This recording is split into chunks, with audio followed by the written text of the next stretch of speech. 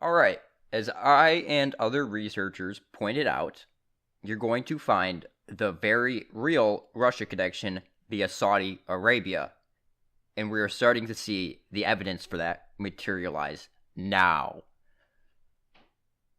But breaking news, Saudi Arabia declared war on Iran and Lebanon because a little missile got launched from the decimated Yemen, the country that Saudi Arabia has just completely destroyed, all the innocent people murdered there. They intercepted the missile, and now they're declaring war on Iran. What are the last countries on that project for the new American century hit list? North Korea, Iran, Lebanon. They're getting smart. I shouldn't say getting smart. Too many people have pointed out the PNAC list. America can no longer finish it. They might be able to finish North Korea, but they have to get Iran and Lebanon via proxy, via Saudi Arabia. And what I cannot stress enough is that Saudi Arabia, America, Israel, Russia, Europe, China, all Jewish owned. All Jewish owned at the highest levels. Okay, so always keep that in your head as we get into the lower levels of it. So that's what you're seeing going on with these 11 arrests. You're seeing Trump fulfill his debt to the Russians that helped him out. And you'll see a common theme with these people. The main guy that they're talking about, Prince Alwib bin Tal, I'm just going to butcher these names, bailed Trump out on multiple occasions. And a common theme with these people is they've threatened Russia. They own stock in mainstream media. They own competing real estate. Competition. They own the competition. Okay, and the video after this, I'm going to get into much more depth about how they're anti-Russia and the other people are very pro-Russia and have a good allegiance with Russia. So they're cleaning out the anti-Russian people to pave the way for the new nationalist movement. Okay, that's just the new rhetoric for the front people. So the citizens think, oh, look, we've drained the swamp. There's nothing to worry about. Meanwhile, the Jews sit back, retain more power, have no pressure on them, and can roll out whatever establishment agenda they want, and people blindly follow because, look, we got a nationalist leader. We live in a nationalist country. These aren't controlled opposition. Okay, so what I'm going to prove to you in this video, at least, the Saudi royal family is actually a crypto-Jewish family. That's the reason they're in power. That's the reason the famous Arabia is named after them. Okay, and this history is widely accepted in the upper class of Saudi Arabia. They all know this. People get killed for reporting on it. Alright, so let's get into this. And remember, look out for that future video with the Saudi-Russian connection. Okay, so this is kind of the lore behind the crypto-Jewish family, and then we'll get to more precise history after this. Okay, so in 851 AH, approximately 875 AD, a Jewish merchant by the name of Mordici bin Abraham de Moshe changed his name to Markan bin Abraham de Musa when infiltrating and pretending to be related to the Arab Anza tribe, a faction of the Bedouins. Long story short, after a lot of convincing, he eventually enhanced his position amongst the Bedouins and decided to settle there permanently at a town called near et Qif. And his plan was for it to be the new capital of the Persian Gulf. He was trying to establish a Jewish kingdom within Arabia. However, the Ajman and Bentu Khalid tribes of the Bedouins became aware of his plan and his true identity. They attacked his town and sacked it, but he barely got out. He sought asylum from a landlord, but ultimately killed him and his whole family and took over his property. What a shock. He renamed it to El Daira, the same name he lost near Et Kif. He gradually railed up enough support from the hypocrites who propagandized that he was a prominent Arab sheikh. He plotted against Sheikh Salhi Salman Abdul al-Tami, who was the original instigator on the attack of his original town, and he was behind the true sheikh's assassination in the mosque in a town now called El-Zafi. From there, he eventually resettled and practiced polygamy on a grand scale and begot many children and gave them pure Arab names.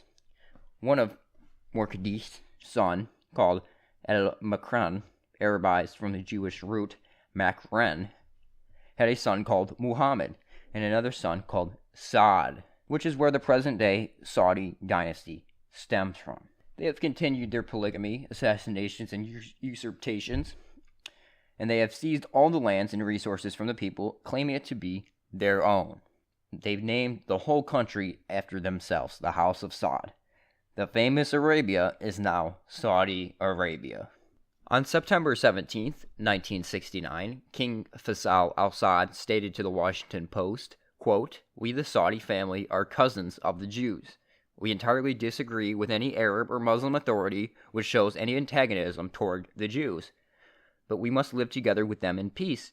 Our country is the fountainhead from where the first Jew sprang, and his descendants spread out all over the world." The Iraqi intelligence services under Saddam Hussein reported that Muhammad ibn Abdul Wahhab was a crypto Jew. Now, Wahhab was the creator of Wahhabism, which is the modern cancer Islam we see today. And it's funny what happens to good old Wahhab in certain areas when he's preaching his message. The report uses the memories of a British spy of the time. He was called Hemper, who pretended to be from Azerbaijan. Hemper was working for the British Empire when he met al-Wahhab, with the intentions of setting up a Wahhabi sect to cause an Arab revolt against the ruling Ottoman Empire of the time and pave the way for a Jewish state in Palestine. Now, let's think about what modern Islam is used for today. Typically for a revolt for regime change. I don't think that's a coincidence. That's the purpose of Wahhabism. The writings of the British spy Hempers are recalled by the writer Abu Shari Pasha in his 1880 book, Beginning and the Spreading of Wahhabism. In D. Mustafa Turan's book, The Domain of the Jews, he writes that Wahhabi's grandfather, Tajin Saliwuman, was actually Tajin Shulman, a member of the Jewish community of Barsha in Iraq. It was later revealed in another book, The Domain of the Jews and the Origin of the Saudi Wahhabis, by Rift Salmin Kapar. He reveals that Shulman settled in what is now Saudi Arabia, where his grandson founded Wahhabism. The Iraqi intelligence also reports that Shulman had been banished from Egypt and Syria and Mecca for quackery. That's what they thought of Wahhabism back then. Abdul Wahhab Irim el-Shamari's book, The Wahhabi Movement, The Truth and the Roots, states that King Abdul Aziz al-Bin Saud, the first Saudi monarch, was descended from the Mushi bin Alib Mushi, a Jewish merchant from Barsha, Iraq. According to his book, Mushi changed his name, and his son married a woman from a Saudi tribe.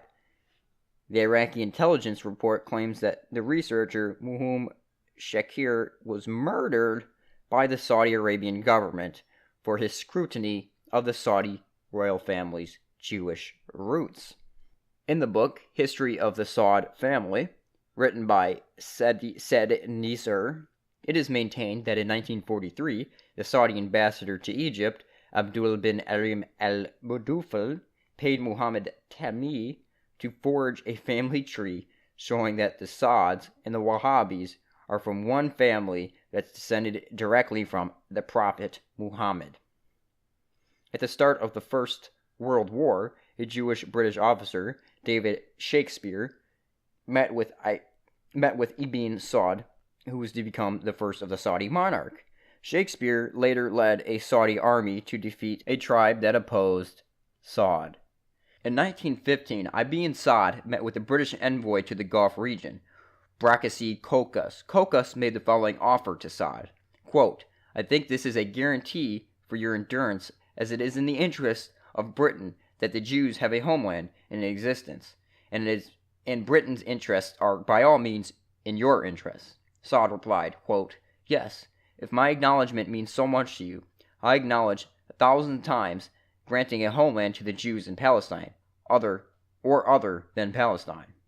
2 years later, the British Foreign Secretary, Lord Balfour, in a letter to Baron Walter Rothschild, stated, quote, His Majesty's government view with favor to the establishment of Palestine of a national homeland for the Jewish people.